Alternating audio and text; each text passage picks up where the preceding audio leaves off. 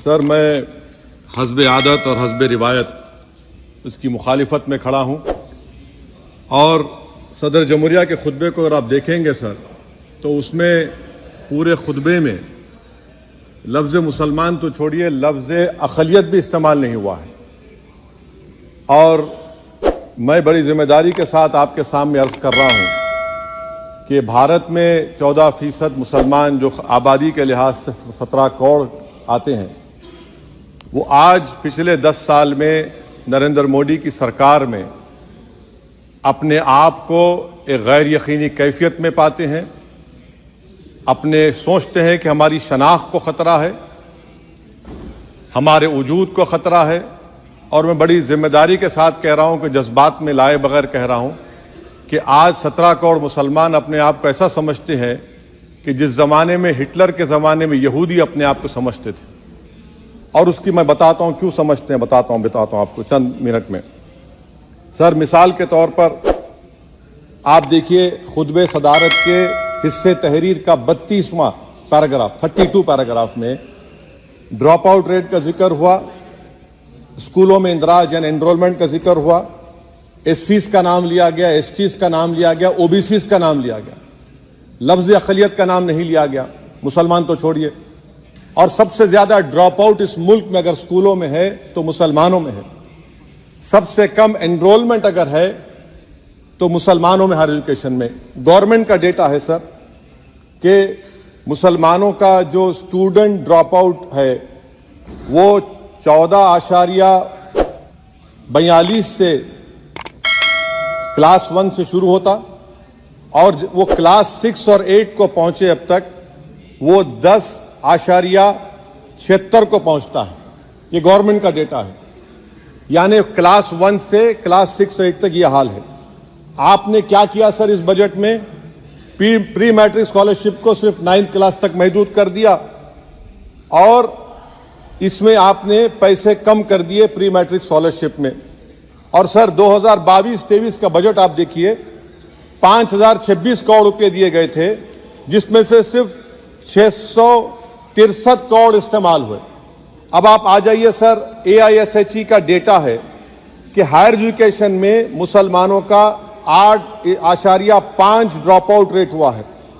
2020-21 में गवर्नमेंट का डेटा बता रहा है कि 1,80,000 मुसलमान हायर एजुकेशन में नहीं है।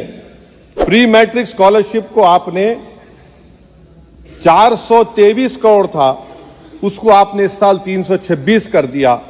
मौन आज़ाद फेलोशिप को 45 करोड़ कर दिया। MCM जो 44 करोड़ था 33 करोड़ कर दिया। बताइए, जो सबसे ज्यादा जिसका कम्युनिटी का ड्रॉप आउट रेट है और जो हायर एजुकेशन नहीं, उससे आप ये बर्ताव करते हैं। सर, दूसरी बात यह है कि हम ये देख रहे हैं कि 10 साल में इस सरकार में कोई हद नहीं छोड़ी है गलत हुक्मरानी की, नफरतों को भड़काने की, कोई हद नहीं छोड़ी गलत फहमियों को फैलाने की, और कोई हद नहीं छोड़ी इस मुल्क के अवाम नास को तर्क करने की। इस 10 साल में हमने क्या देखा सर? जमहूरियत हमारे वतन अजीज की को बचाना बहुत जरूरी है, ये गरीबों के लिए और कमजोरों की एक बहुत बड़ी ताकत है। मगर 10 साल में 9.5 साल में क्या हुआ? सिर्फ एक शख्स को मजबूत कर दिया गया, एक मजहब को मजबूत कर दिया गया, एक आइडियोलॉजी, एक नजरिए को मजबूत कर दिया गया, एक शनाख्त को सब शनाख्त के आगे दूसरी शनाख्तों को मिटाने की कोशिश की गई, एक जबान को मजबूत कर दिया गया। तो हमारी जमहूरियत तो खोखली हो चुकी है। और सर, कोई भी हुकूमत और पार्टी सिर्फ जबर और इस्तेसाल पर कायम नहीं रह सकती है सर। दूसरा पॉइंट सर जो मैं आपके सामने अर्ज करना चाह रहा हूं, CAA के कानून के ताल्लुक से मरकजी एक वजीर ने अखबार में बयान दिया कि हम 8 दिन में करने वाले हैं। आप 8 दिन में करेंगे, 8 दिन में एहतजाज शुरू होगा मुल्क के कोने कोने में। आप CAA को मजहब से खत्म कर दीजिए, मजहब से जोड़ेंगे तो आपका इरादा बुरा है। आप भारत की अक़लियतों को, भारत के मुसलमानों को, दलितों को आप परेशान करने का आपका इरादा है। सर, दूसरी बात यह है कि CAA के खिलाफ क्यों हम हैं? क्योंकि सीमांचल के मुसलमान को आप बांग्लादेशी कहते हैं। कोई मिनिस्टर मुझे कहता है कि घुसपैठी है, रोहिंग्या है। तो CAA को मजहब से जोड़ना गलत था, उसको निकालिए।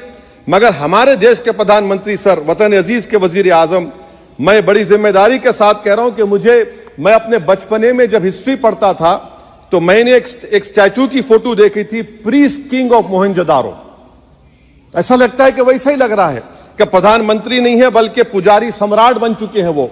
और मैं क्यों कह रहा हूं कि हमारे सदर जमहूरिया ने कहा था कि 22 जनवरी एक तारीखी दिन है, बिल्कुल तारीखी दिन है। 22 जनवरी की बुनियाद 6 दिसंबर 92 को रखी गई। 22 जनवरी की बुनियाद 86 में ताले खोलकर रखी गई। 22 जनवरी की बुनियाद जीबी पंत ने रखी थी, इसीलिए तारीखी दिन है। और तारीखी दिन इसलिए भी है कि सर इसी ऐवान में 16 दिसंबर 1992 को हमने एक रेजोल्यूशन पास किया था। आप बताइए कि आज इस मुल्क में चाहे कोई सेकुलर पार्टी का हो या जो भी हो, वाले सब सेकुलर है, बुरा मैं हूं, किसी में हिम्मत नहीं है कि 6 दिसंबर की बात की जाए। और वो तारीखी दिन इसलिए भी है सर, इंसाफ करने वालों में एक एनसीएलटी के चेयरमैन, एक गवर्नर और एक नामजद शुदा रुकने पार्लियामेंट बैठे हुए थे। अब आप बताइए मेरे पास बचा क्या है? बचा यह है कि आर्टिकल 32 बचा है जिसको बाबा साहब अंबेडकर ने दिया। आज मुल्क के 17 करोड़ मुसलमान भारत के वजीर आजम पर एतमाद भरोसा नहीं करते, बिल्कुल नहीं करते, बता रहा हूं, खुल के कह रहा हूं। अगर आप आर्टिकल 32 का ड्यू प्रोसेस ही खत्म कर देंगे तो फिर मेरे पास क्या बचेगा सर? क्या बचेगा? मैं तो यहां खड़े होकर वो सुप्रीम कोर्ट के मायानाज बेबाक वकील दुष्यंत दवे की तरह तो नहीं कह सकता। मुझे आज भी रूल ऑफ लॉ में भरोसा है, मुझे आज भी कानून पर, संविधान पर भरोसा है, मगर ड्यू प्रोसेस तो फॉलो होना चाहिए। ड्यू प्रोसेस फॉलो नहीं हो रहा। एक तारीखी दिन 22 जनवरी था, एक तारीखी दिन 31 जनवरी था। सर रात के अंधेरे में अपील किए बगैर आप आरे लेकर रास्ता खोल देते हैं। क्या पैगाम दे रहे हैं सर? 600 साल की मेहरौली की मस्जिद को बगैर को नोटिस दिए आपने डिमोलिश कर दिया। मैं जिम्मेदारी के साथ कह रहा हूं कि भारत के प्रधानमंत्री और उनकी सरकार भारत के मुसलमानों से उनकी शनाख्त को छीनना चाहते हैं। ख्वाजा अजमेरी के आस्थाने पर चादर बिछाइए, मगर आप जो चादर मुझसे छीनना चाह रहे हैं मेरी मस्जिद है, आप हर मस्जिद को छीनना चाहते हैं। आप बताइए 17 करोड़ मुसलमानों को क्या पैगाम दे रहे हैं आप कि आप हर मस्जिद को छीन लेंगे मुझसे? फिर मेरा वजूद किस माने रखता है? मेरा शनाख्त क्या माने रखता है? रूल ऑफ लॉ क्या माने? अच्छा 1991 के प्लेसेस ऑफ वर्शिप एक्ट पर क्यों नहीं बोलते आप लोग? आप उस पर कायम है नहीं है। आप 500 साल की बात करते, मैं आपसे कहता हूं भाई 500 साल पे मत जाइए, बौद्ध पे जाइए, जैनिज्म पे जाइए, शैविज्म पे जाइए, कहां रुकेंगे? अरे इस देश को आजादी मिली 47 में, संविधान मिला हमको बाबा साहब अंबेडकर का बराबरी का। उससे पहले तो राजा रजवाड़े थे, जमहूरियत नहीं थी, लोकतंत्र नहीं था, मगर आप उसको उस बारे में लेके जाते। अरे 500 साल आगे क्या होगा बताइए? आप किसी एक सिविलाइजेशन, सर अंग्रेजी में किसी ने कहा था civilization can not be rewritten by hatred, history can not be corrected by demolition. आप ये नहीं कर सकते।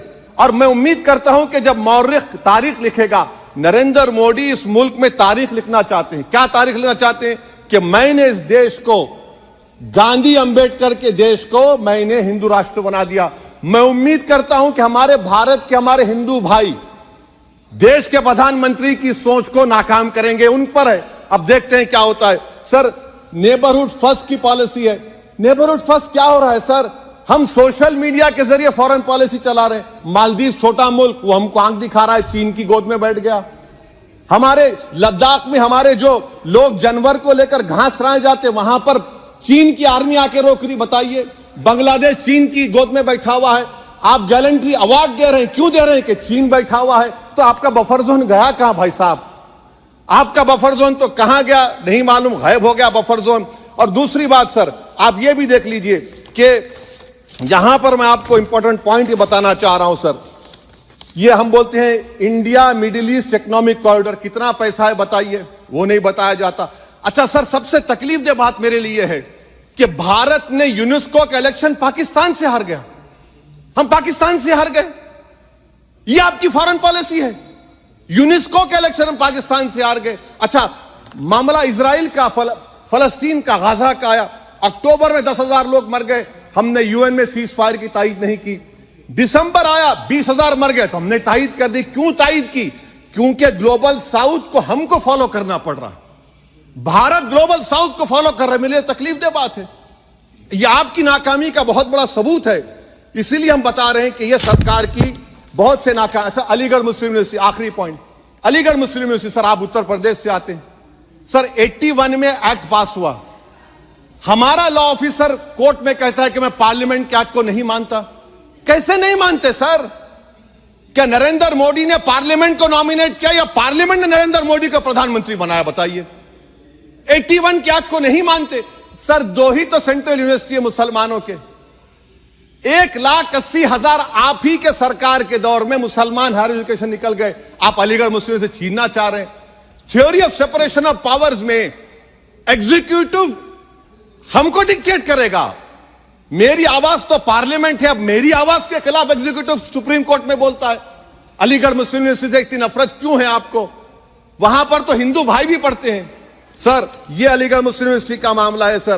तो मैं आपसे इस बात पर, इस शेर पर अपनी बात को खत्म कर रहा हूं सर। आप भी उर्दू दां हैं जी। मसीहाओं को जब भी आवाज दी है, अहमद फराज का शेर है जी जी। मसीहाओं को जब भी आवाज दी है, पलट कर आ गए हर बार कातिल।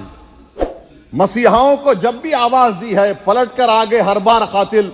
वहां क्या दाद खाही क्या गवाही, वहां क्या दाद खाही क्या गवाही, जहां हो मुंसिफों के यार कातिल।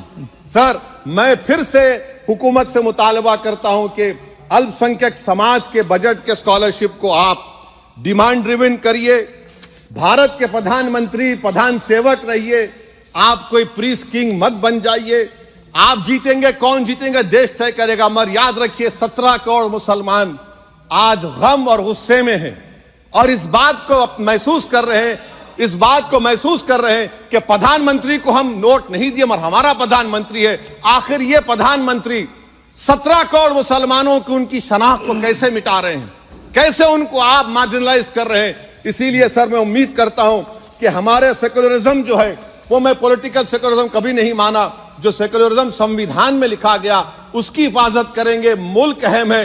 वरना याद रखिए आप चुनाव जीते हैं हारे, मगर अगर आप 17 करोड़ एक जनता को आप गैर यकीनी कैफियत पैदा कर देंगे, ये देश के हित में नहीं होगा। बल्कि हम तो उम्मीद कर रहे हैं कि ड्यू प्रोसेस अदालत फॉलो करेगी।